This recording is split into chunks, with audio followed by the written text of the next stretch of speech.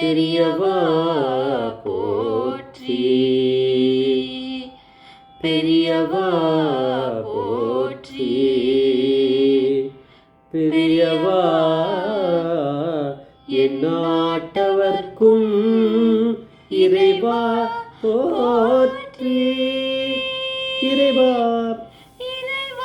போற்றி, இறைவா சர்வவியாபி மகாபெரியவா சரணம், மகாபெரியவா சரணம்,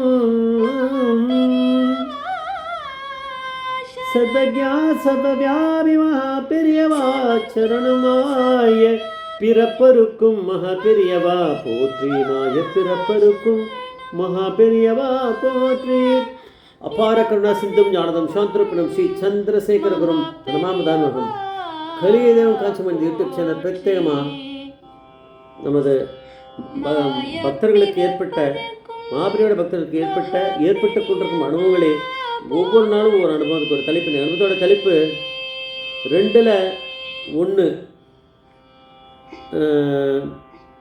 வேணும். எதுக்கு ஒரு கன்ஃபியூஷன்? 2 வேணும், எதுக்கு ஒரு கன்ஃபியூஷன்? நம்ம 2 விஷயங்களில் கன்ஃபியூஷனில் போகிறோம். ஆனால் பெரியவா தான் கன்ஃபியூஷனை தீர்த்து வைப்பார். இந்த ஸ்ரீ எஸ் தியாகராஜன் அப்படிங்கிறவர் ஏற்கனவே நம்ம ஒரு இன்சிடெண்ட்டில் சொல்லியிருக்கோம். அவருக்கு ஒரு இதுக்கிட்ட அவருக்கு வேலை போயிடுத்து. வேலை போனவுடனே அது சொல்லலை, பெரியவாளே ஜீவனம் இப்படி நடக்கிறதுன்ட்டு அவருக்கு அனுகிரகம் பண்ணியிருக்கார் அப்படின்றத நம்ம பார்த்துருக்கோம். அதுக்கப்புறம் இந்த அனுபவத்தில் அவர் என்ன பண்ணிருக்கார், அவர் கொஞ்சம் மகாபெரியோட பக்தராக இருந்தாலுமே புட்டபர்த்தி ஸ்ரீ சாய்பாபாவோட பக்தராகவும் மாறியிருக்கார். அதனால் அவர் நிறைய அந்த மாதிரி போயிட்டு வருது, புட்டபர்த்தி வருது, போயிட்டு வருது, அந்த மாதிரிலாம் நிறைய இருந்திருக்கு. புட்டபர்த்தி சாய்பாபா எல்லாருமே குரு தானே. இவருக்கு இவருடைய ஃப்ரெண்டு மூலமாக எம்எஸ் சுப்புலட்சுமி பார்க்குறதுக்கு ஒரு சான்ஸ் கிடச்சிருக்கு. அவள் கூட எம்எஸ் சுப்புலட்சுமி சாய்பாபாவோட பக்தை, மகாபெரியோடைய பக்தை, 2 பேருக்குமே அத்தியந்த பக்தை தான். பேலன்ஸ்டாக 2 பக்தியும் உண்டு அவளுக்கு 2 பேர்கிட்டையும். ஒரு தடவை அவருடைய ஃப்ரெண்டு சொன்னாரா, நம்ம எம்எஸ் சுப்புலட்சுமி போய் பார்த்துட்டு வரலாம், நான் போக போகிறேன், நீயும் வரையான். இவர் குடும்பத்தோடையே போயிருக்கார், பொண்டாட்டி இப்போ 2 பசங்களை கூட்டிகிட்டு இவர் அவரோட போனார். எம்எஸ் சுப்புலட்சுமிகிட்ட பார்க்க போனால் ரொம்ப சிம்பிளாக இருந்தா அப்படின்னு சொல்கிறார் இவர். எம்எஸ் சுப்புலட்சுமி மாதிரி ஒருத்தி பார்க்கவே முடியாது. நம்ம ஒரு 2 மணி நேரம் என்கிட்ட பேசியிருந்தோம் நாங்கள் எல்லாருமே. ஆனால் இந்த 2 மணி நேரம் தன்னுடைய மியூசிக் இதை பற்றியோ, நான் இதை பாடியிருக்கேன் அதை பாடியிருக்கேன் அப்படின்னு ஒன்றுமே சொன்னதில்லை. அதை வரை சொல்லாமல் பெரியவருடைய அனுகிரகத்தை பற்றியும் சாய்பாபாவோட அனுகிரகத்தை பற்றியெல்லாம் அவர் பேசிகிட்டே இருந்தாவா. அவள் அப்போ அப்படியே இருந்திருக்கும்போது ஒரு அதாவது என்ன பண்ணுறமா அவர் சொன்னாராம், எம்எஸ் சுப்புலட்சுமி பேசுனது இதெல்லாம் இனிமேல் அவர் ரொம்ப கொடுத்து வச்சவர். அதாவது ராகணபதி பற்றி சொல்கிறா. அதாவது எம்எஸ் சுப்புலட்சுமி சொல்கிறா, மகாபெரியாவை பற்றியும் சாய்பாபா பற்றியும் பேசியிருக்கா.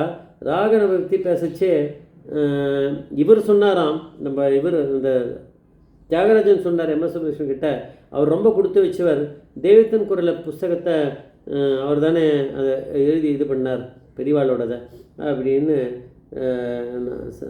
சாய்கிட்ட நான் அது ஒரு வாட்டி கேட்டிருக்கேன்.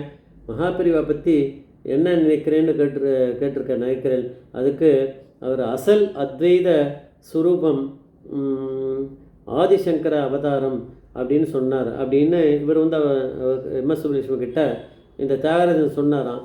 அப்போ அதை கேட்டு இந்த எம்எஸ் சுப்புலட்சுமி சொன்னாலாம்,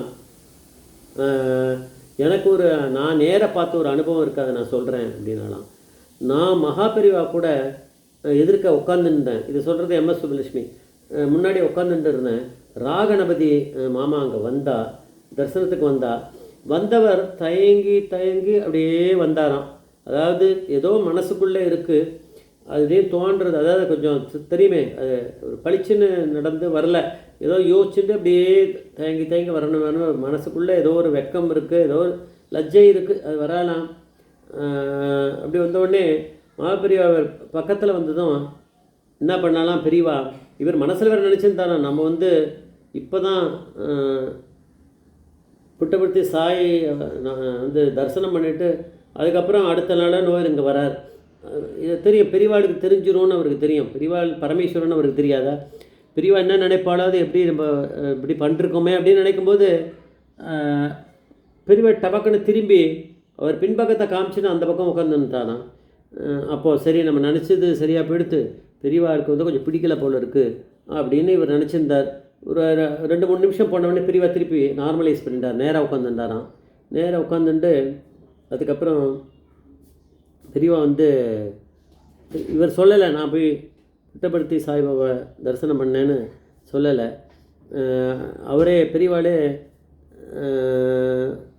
சொன்னாலாம், திரும்பி உட்காந்துட்ட பிறகு சொன்னாலாம், ஏண்டா இவர் ராகணபதி பார்த்து, ஏண்டா அசடே நீ எங்கே போயிட்டு வந்திருக்கேன்னு எனக்கு தெரியாதா அப்படின்னாராம். இவர் அப்போ பதில் பேசலை, பேசாமல் இருந்தான். அவர் ஒரு பரபிரம்மண்டா. யாரை சொல்கிறா? புட்டபர்த்தி சாய்பாபாவை. அவர் ஒரு பரபிரம்மண்டா, அவரை தரிசனம் பண்ணிட்டு வந்திருக்க, அது சொன்னால் என்ன அப்படின்னு பெரியவா பெரியவா வந்து ராகணபதி கிட்ட சொன்னாலாம்.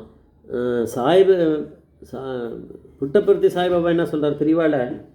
பெரியவாளை அசல் அத்வைத சுரூபம் அப்படின்றார். ஆனால் ஒரு ஆதிசங்கரோட அவதாரம், மறு அவதாரம்னு சொல்கிறார். ஆனால் பெரியவா என்ன சொல்கிறார்? பெரியவா வந்து அவரை ஒரு பரபிரம்மஸ்வரூபம்டா அப்படின்றாரு இவர் புட்டபர்த்தி சாய்பாபா. அதனால் வந்து அவள் 2 பேருக்குள்ள ஒரு இது வேற்றுமை கிடையாது. அவள் 2 பேரும் பேசிப்பா, அவள்லாம் பரபிரம்மம் இல்லை, அவள்லாம் சொருபம். அதனால் பெரியவா வந்து இப்படி நினச்சிட்டு இருக்கும்போது கோச்சிப்பாளேன்னு சொல்லிட்டு தான் இவர் அதை வந்து யோசிச்சுட்டே வந்தாலாம். அதுக்கேற்ற மாதிரி பெரியவா வந்து கொஞ்சம் ஆக்டிங் கொடுத்துருக்காரு. கோச்சிக்கிறேன் அப்படின்ற மாதிரி சும்மா அவரை ஏமாத்துற மாதிரி காமிச்சிட்டு திரும்பி உட்காந்துட்டு, போடா அசடே நீ நீ பண்ணது சரிதானே, அவர் பார்த்துட்டு வந்திருக்கார் ஒரு பரமஸ்வரூபம், அதனால் என்ன நான் ஒன்றும் தப்பாக நினைக்கலையே அப்படின்ற மாதிரி இவருக்கு ஒரு இது கொடுத்துருக்கார். அதனால் தியாகராஜனுக்கு வந்து அப்போ ஏன்னா தியாகராஜன் வந்து ஒரு கன்ஃபியூஷனில் இருந்தாராம். நம்ம இங்கே இருக்கோம், பெரிவாளை அத்தியந்த பக்தராக இருக்கோம், நம்ம திடீர்னு புட்டபர்த்தியும் போகிறோமே அப்படின்ற மனசுக்குள்ளே அவருக்கு தோணிகிட்டே இருந்ததான். அதுக்கு ஒரு ஆன்சராக எம்எஸ் சுப்புலட்சுமி கொடுக்குறத வந்து அது மாதிரி ஒரு இவருக்கு ஒரு அட்வைஸ் மாதிரி தெரிஞ்சுது அப்படின்றாரு.